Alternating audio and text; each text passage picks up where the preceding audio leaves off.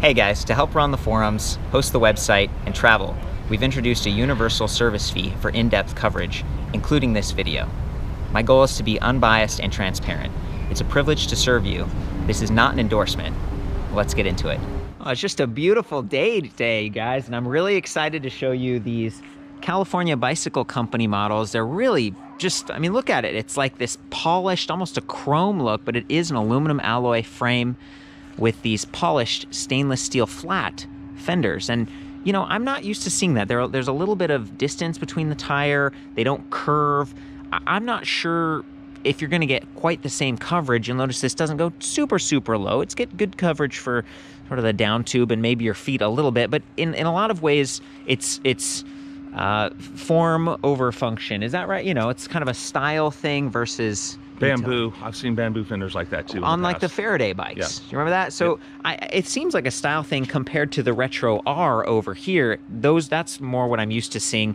I like the fact that it does have fenders in large part because you've got this like solar powered LED light, independent light on the rear fender, and it's really positioned nicely there. It's not going to get in the way or get blocked by this little saddlebag. And inside of this is the motor controller. Inside of this top tube bag is the battery pack, 48 volt, 8 amp hour. And we weighed that. It's about 6 pounds. Yep. So it's like 384 watt hours, kind of on the lower capacity side of things. But for a bike like this, the whole bike with all of the fenders and lights and everything, and the adjustable stem, the swept back bars, that nice big bell, weighs about 50 pounds. That's not too bad. And the weight's distributed fairly well. I like that they've got bottle cage bosses here, and that in many ways this resembles just a traditional bicycle. And apparently the California Bicycle Company, or is it factory? Sam, do you remember? I think it's company. We went to the website. They had a couple of websites. It's a new company for me, so I'm still kind of learning the ropes, but these guys have been around since 2009, and I think they were from Guangzhou, China. And then they moved to Concord in 2010. So they have been around for a while. They sell traditional bikes as well as, you know, a few e-bike models. Yeah, we saw them at Interbike about 3 years ago. And every time I'd go through the Chinese section, I'd always see these bikes. But the first question I always ask when I'm going through Interbike is, do you have US distribution? Yeah. And the last couple of years they didn't. And then they said, yes, they have it now. And they actually showed up at my shop. So I was like, yeah, we'll give it a try. It's something different with the shaft drive. There's not a lot of bikes that have shaft drive. We have people coming in and specifically asking for either shaft or belt drive bikes. Yeah, look at that, shaft drive. So it means if you have pants or whatever, you don't really have to worry about a chain cover. You don't have to worry about a chain dropping off or the noise associated with a chain. It's pretty clean. And in fact, they completely replaced the right chainstay with this shaft. I was doing some measurements on hub spacing. It looked like 100 millimeters in the rear versus usually it's 135 because there's some gearing going on down here. So, you know, one of the takeaways is, you know, we're hanging out at Sam's shop, the Electric Bicycle Center in Fullerton, California, and Concord is, what, 5 hours north near San Francisco? Yeah, it's up in San Francisco Bay Area. Yeah. Okay, so these guys, you know, they do have a U.S. presence, but it's like you were saying, these guys are originally from China, and they're bringing over a product that's maybe somewhat more affordable, but in a lot of ways, this is fancy. I mean, look at all the accents and stuff. They said the leather is from India or Italy. They didn't specify which is which, but they've got all this branding. So it says Retro S on these stitched locking grips, the bags and everything really nice. And then that saddle that's very hard and uncomfortable initially, but over time it sort of softens up. Very much like the Brooks saddles that we see on Faraday. Correct. Yep. That's some of exactly these classically styled bikes. So $24.99 for this bike. And when you think about the electronics and stuff, you know, this is a 250 watt nominal planetary geared hub motor from Bafang. That's very that's kind of the basic motor that you'd get. I mean, Bafang is a name brand company, but 250 watts that's the starting point. In Europe, that is the legal limit, okay? But we're in the United States here where you can go up to 750. So this is 250 to 350 peak, and then they said 50 Newton meters. I don't really have a way to measure that or guarantee anything for you guys. It's definitely, it adds support to the ride. It would help you climb hills. It helps me get started. And since you only have one gear here, it's not like you can shift down to a lower gear to get started. So it really is nice to have that motor and be able to override assist with that trigger throttle at any time, full power. So I've been using the trigger throttle quite a bit actually to get started. And then at around, I don't know, 16 miles per hour, 18. It sort of feels comfortable, but you go any faster and then you really start spinning quickly. Yeah, it's a single speed, and I think that bike's a good word to describe it is simplicity. Yes. Definitely. I would use elegance. What do you think, Sam? Yeah. And it stands out when you ride these polished stainless steel frame bikes around. They grab a lot of attention from the public. Yeah, and well, I want to question you on that, okay? Because I thought it was aluminum alloy with just like maybe a stainless steel coat or a chrome coat. Like, I used my magnet on this thing. The magnet didn't stick to the fenders or the frame, but then Sam was like, stainless steel, it isn't magnetic. Yeah, so when Nicholas dropped them off, that was one of the first things he stated was it's a polished stainless steel frame. And so that kind of stood out when I looked at it. It was like, you know, chrome almost when you've got it polished like that. It looks beautiful. I've given you all the information. I put aluminum alloy when I was like doing the stats, but maybe I'm wrong. And this is, it is a purpose-built electric bike. You know, if we come over here, look at these nice, like, kind of a plastic curly wrap here for the wires, and that's getting the motor inhibitors on the brake levers. It's getting the throttle wire, the display panel wire, the button pad, all of that, and then it's brought down to this really nice little leather wire wrap. They didn't have to do that. And then look at the wires going through the frame right here. So this one's external, but several of them actually go through the frame, just keeps it even cleaner looking. And we've got these nice matching Welgo aluminum alloy platform pedals. They're the M195. They're a little bit narrower. They aren't quite as big as you know, if you have big feet, that maybe it keeps the bike narrower or just fits the look of this bike a little bit better. Kickstand here, adjustable length, but you do get pedal lock because it's there right in the middle, and that means if you're backing this out of your garage, the pedal might lock up. It's kind of annoying. I prefer kickstands that are mounted back here, but at least it kind of clears up this space for the mechanical disc brake. It has a horizontal dropout, by the way. These disc brakes are 160 millimeter mechanical, meaning a little bit more hand effort required, especially for the rear brake, because that wire has to go a little bit further. And over time, you know, it can just kind of get gunked up inside this housing. But I noticed it's pointed in such a way that water's not going to like drain into that. So this is actually kind of my preference, but I've seen a lot of e-bike manufacturers move the calipers down here for better braking, they say, and maybe it cleans this area up for adding a rear rack. So I think in this case, this might actually be the best position, because there's no suspension here or anything. It's just a city bike. But yeah, you won't get as much gunk in there. And I was trying to measure the axles and stuff. We do have little kind of torque arm inserts, but no big torque arms, and that's fine considering that this is more of a minimalist motor. I like that they went with a silver casing. We got 14 gauge spokes, 36 hole rims, machine sidewalls, double walled, and then these are Kenda tires, 28-622. They're 700C by 28C, so they're definitely narrower, almost like a road bike tire. High pressure. I think it said like 90 PSI. I'm running them a little bit lower because I don't weigh that much. I'm like 135 pounds, and I wanted it to be comfortable. And then coming back to the frames here, aluminum alloy tends to be a little bit more rigid and stuff. If this is a stainless steel, again, maybe in the comments you guys can tell me how to measure that, because apparently steel tends to weigh a little bit more but be very sturdy, and it dampens some vibration. This fork is just, it's big tubes, you know, it's not tapered, it isn't really raked forward. I don't know what else to say about that, but I wanted to give you a close-up so that if you're a little bit more familiar with bike frames, you'd get some idea of just what this bike is doing for you. It's definitely a high step. It doesn't come in any other sizes. It's about a 20-inch frame, so it's definitely on the bigger side, and 28.6 on that seat tube or seat post diameter. So if you did want to swap in like a suspension seat post, it is a little bit bigger. It's not 27.2 like they said on the website. Some of their stats were a little bit off. You can use a shim though, and you can definitely use you can step it down. 27.2 is a really common size suspension seat post. Yeah. So that's definitely upgradable if you wanted to do that. Yeah, so I'm just trying to tell you what we're seeing here. And then here's the motor power cable. And a lot of times I'd say be careful about this, because if you're going by some bushes or the bike tips, it can bend the wire. But look, it's already bent at a pretty extreme angle there to get around this shaft drive, but it's protected. So if the bike tips or if you come close to a fence, it shouldn't be a problem. We do have a quick disconnect down there. Same thing for the battery, which we might get to in a minute here. Let's see, so there's the shaft drive. I wasn't able to find like the actual cadence sensing unit. I think it's somewhere inside, but it's pretty nice. You've got this relatively smooth, kind of a easy ramp into the power, especially in the lower levels of assist. I've gone all the way up to 5 just to get an idea for it. The motor's fairly quiet. A lot of this stuff is kind of standard equipment, in the sense that, like, it's a 250 watt motor. You got a throttle, you got a cadence sensor. It feels like many of the other bikes I've tested like this. It just looks a lot cooler and has those neat accessories.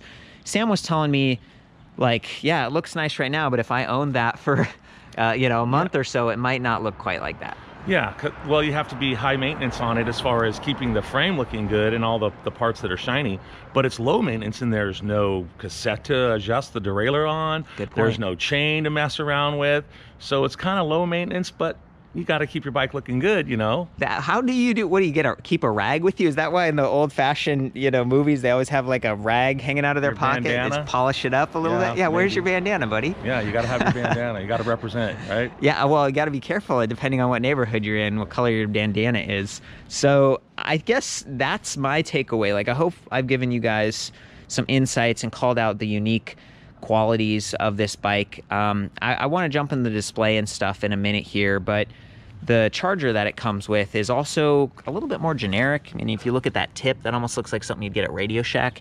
It's a 2 amp SPARD, weighs 1.3 pounds, so it's fairly standard in terms of size and weight. You could easily toss it in the bag. In fact, will you do that for me, Sam? Sure. That way we can just hit the road here in a second. And I always wear this little backpack for my gear, but you know, this bike is not really set up for additional cargo in a big way, but there are these little tabs here on the saddle, so you could maybe add a secondary pouch if you really wanted to. One of my question marks or complaints is that if you got this and you were commuting to work, were you going to take the leather bags off every time to take the battery in? I mean, this is not locking to the frame. There is like a security password setting in the display, so people couldn't tamper with the bike, but they could mess with your accessories. They could potentially just take this bag with your battery if you left it on. Otherwise, you've got to disconnect it every single time. Will you open this up, Sam, and we can look inside? What did you call these? It kind of reminded me of like an old pirate flintlock thing. You know, Yeah. you gotta pop them out there like that, and then you pop it over, and then the battery just pops right off like that. And we tried to take the battery out earlier, but it didn't really come out. It's just this like brick, and it's got a piece of styrofoam on top, so Yeah, it's well protected. yeah, it kind of keeps it from rattling, I suppose. And then see this right here, this extra collar? It was connected to the bag, but we were messing with it earlier, and it kind of popped the rivet. And this is a brand new bike. So I guess what I'm saying is the leather looks nice, but over time, if the leather starts to dry out or get scratched and crack, that some of these straps could start to maybe get a little bit weak. So keep an eye on that. Here's the charging port. So you really maybe shouldn't take it off each time you charge it. And that's another point. So it is still a 50-pound bike, and if you got this thing, you want to keep the battery. It's a lithium-ion battery. Keep it in a cool, dry location. Too hot, too cold, that can be hard on the cells over time. And keep it at like half full. There's no infographic or any LED readout on the battery pack itself. It's kind of sealed into that bag. Yeah, I wanted to mention something else too, Court. You know, I have a lot of people that come in with their DIY kits that they've installed themselves. Oh yeah. They take a look at that and they're like, man, that's the cleanest looking DIY kit I could ever put on a bike. That is true, yeah. So maybe they get some inspiration from looking at this bike on how to make their DIY bike look not so funky and clunky. Yeah, that's a great point, Sam. I mean, coming back to like the fact that the frame has these extra channels and stuff to hide the wires, that's hard to do when you've got a kit. But this is some good inspiration for like bags and how you could position the battery. Again, 48 volt, 8 amp hours. 48 volt means a little bit more efficiency with the electricity flow and maybe a little bit more torque going to that motor. But again, the capacity on this is more limited, and this is a more active bike. You could pedal this efficiently, free wheels in the back.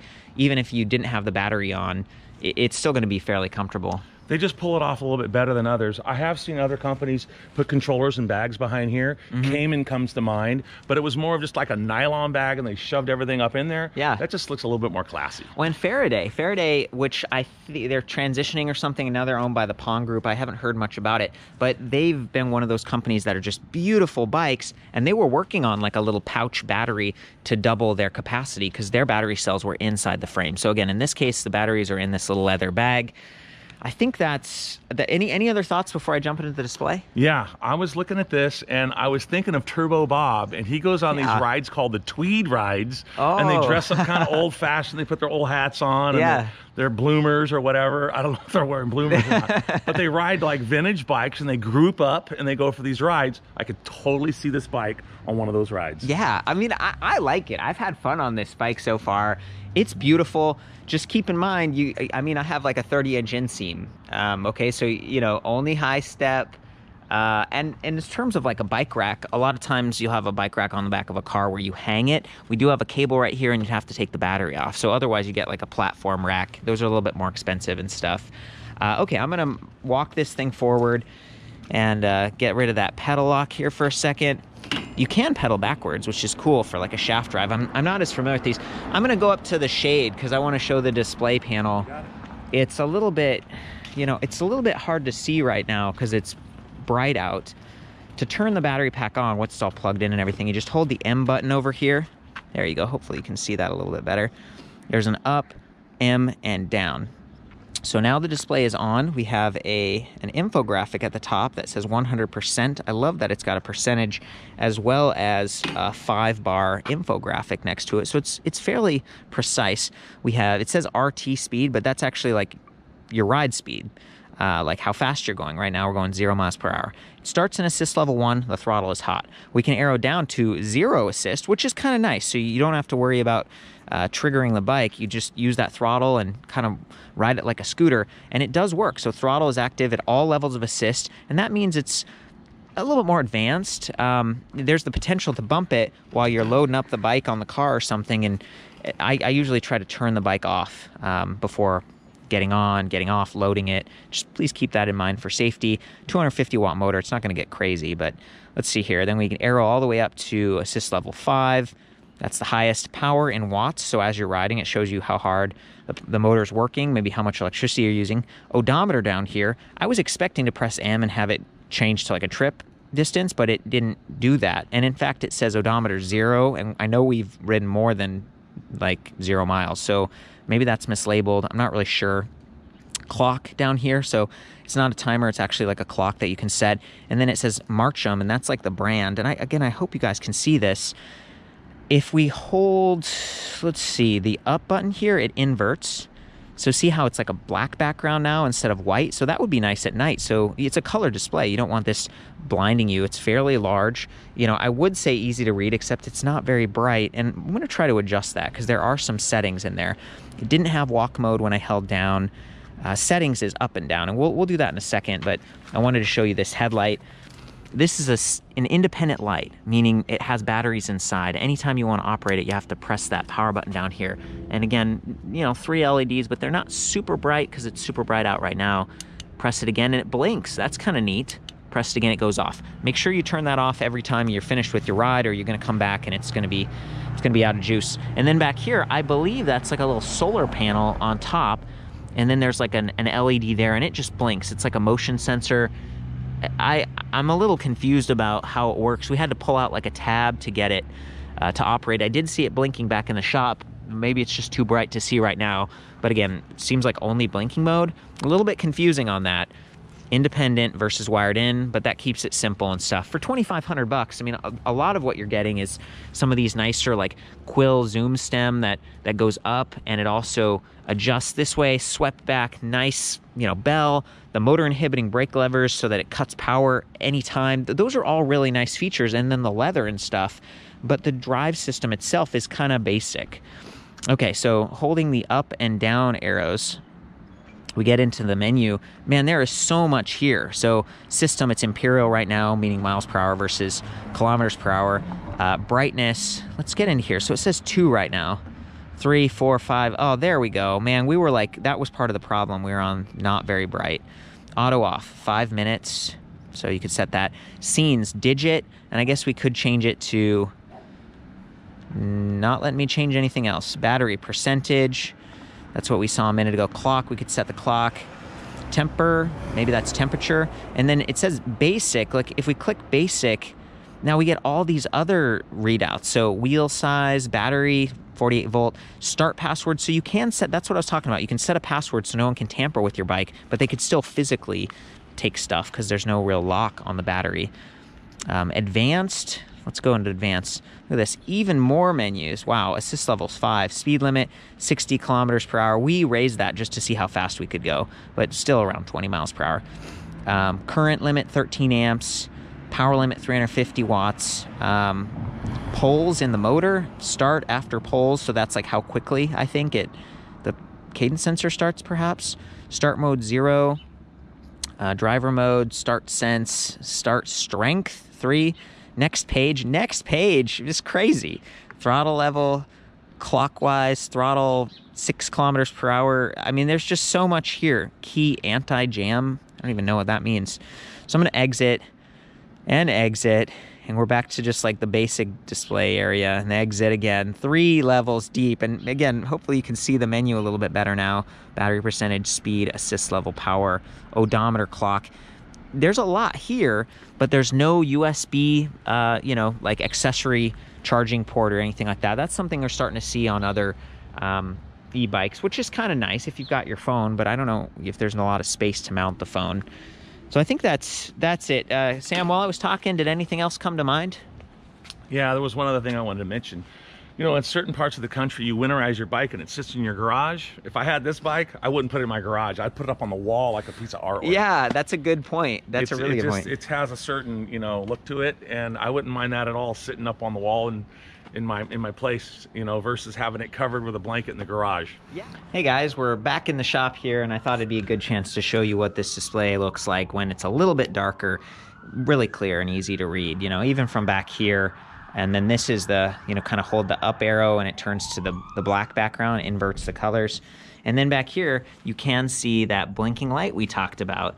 Now that it's, again, a little bit darker. So hope that helps you out. And yeah, well, we're going to check out the fat one next. The Retro R. Hey, Myron. They match, too. So again, that's the R over here. This is the Retro S, and I was trying to figure out, like, does that S stand for shaft drive or single speed? I don't know. What does the R stand for? Not really sure, but they look beautiful. We're going to review that one separately. I think it's kind of unique. Look at the tire color. The wheel size is 24. A lot of times we're seeing like 26 or whatever, so this might be a little more compact. Definitely lower standover height. I'm really digging that bike, and the light is a little bit brighter. So anyway, coming back to this one, the Retro S, I'm going to hop on this thing and we can just do a little ride around the neighborhood, yeah? Do it. Okay, so I'm in assist level 5 here, you guys. And I usually do that just because I want the motor noise to be as pronounced as possible to give you an idea of what it might be like. But being a 250 watt motor, it's really not too loud. Okay, so I'm just going to hop on. Do the roundabout here.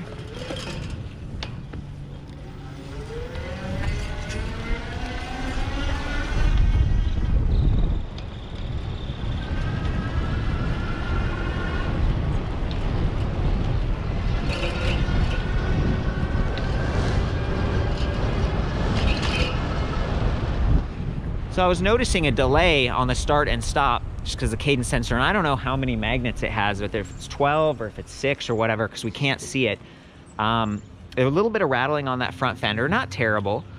And then nice upright body position, really relaxed. So I'm not having to lean forward, and part of that is because we've got the stem kind of up in a tall position, and it's also angled up. And I wanted to do a little bit of no hands riding. Okay. It's working. I mean, these are the 700C wheel size, so they get a lower attack angle, and it's going to overcome bumps a little bit more comfortably than if these were like 26.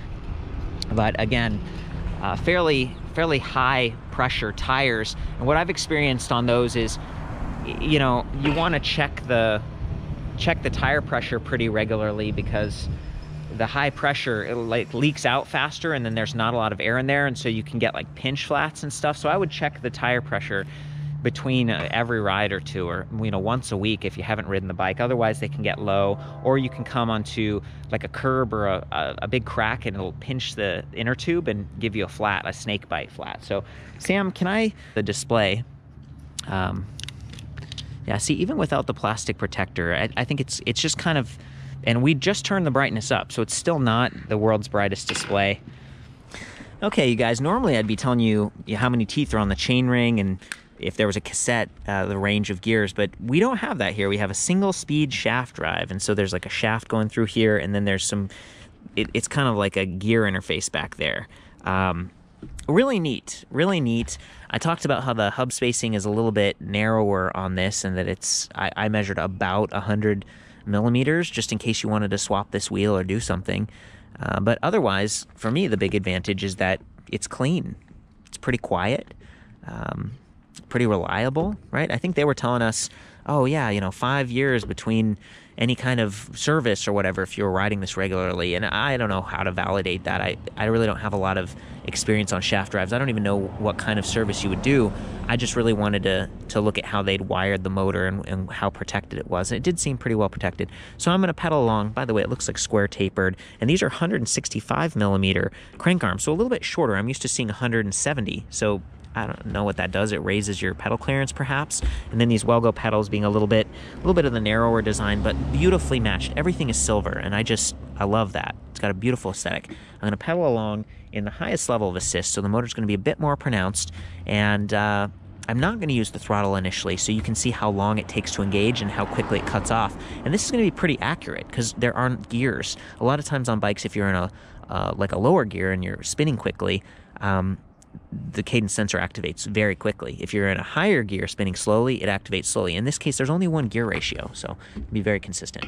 Here we go.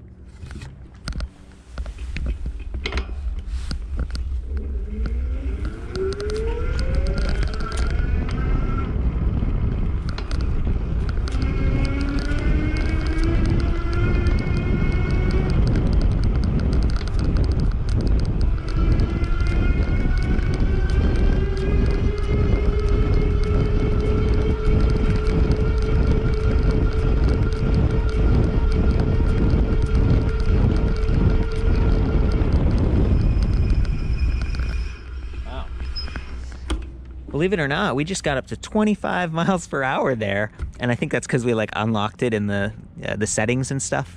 We raised the top speed really, really high, so it's kind of cool. The motor just doesn't cut out; it just keeps going and going, and you're not getting a ton of power at those higher speeds, but it is helping you, fight the resistance. And these are very efficient tires already and stuff, so it's kind of neat that way. This is kind of a speed pedelec, depending on how you adjust the settings. And now I'm going to do the throttle.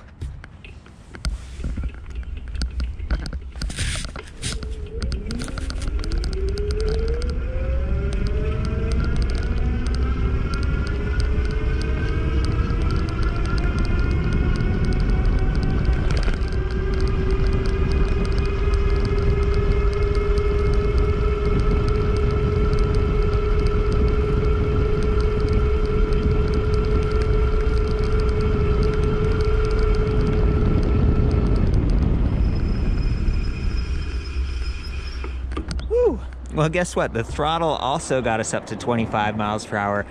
That's kind of unique. And so technically, depending on how you set this up, it could be like kind of a class 4 moped because you're really supposed to stay below 20 with throttle mode. And I think by default, that is how it's set up. But it's neat that there's all those settings you can kind of experiment with. And then the disc brakes, my stop time was definitely further. I was really braking hard, and it took a little bit of time just because they are mechanical. 160 millimeter versus 180. So the smaller diameter with these larger diameter 28-inch 700C wheels, you don't get the mechanical advantage, and you have to pull a little bit harder, and there can be cable stretch over time, and so there might be some more adjustment and maintenance that you have to do. But it's the kind of thing you can do yourself just by loosening the bolt and stretching the cable and tightening it again. So a little bit more DIY friendly that way. Looking good, buddy.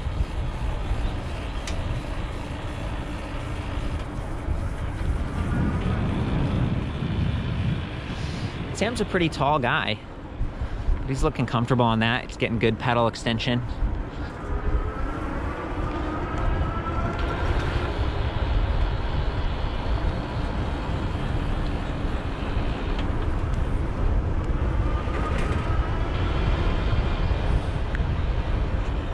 Well, you guys, I think that's about it.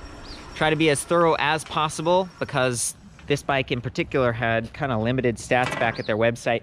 We measured the length, the width, the height, the weight, everything by hand, including, yeah, it did feel pretty even. Like in terms yeah, of... it's really well balanced. Really well balanced. It's a nice looking bike. I like this, and it's totally fun for us to see unique bikes like this. And Sam, you carry bikes at your shop that are like from California, kind of. It's like a local company. Yeah, most all of our brands are, the 25 brands that we have on our showroom floor, I'd say about 90% of them are within an 80-mile radius of our front door. Well, it's really special for me to get to see this in person. Apparently, the company said they have like 86 dealers, but that probably includes the non-electric bikes that they sell. I don't know a whole lot about this brand. I welcome you guys to chime in and maybe fill in some of the gaps or make corrections if you're like, definitely that's a stainless steel frame, like awesome. My magnet didn't detect it, but this is me learning. It is pretty comfortable. What do you think about the ride quality?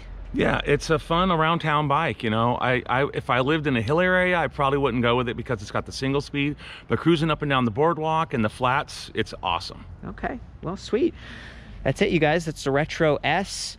I'll see you back at ElectricBikeReview.com or maybe in the forums. Have fun out there. Ride safe.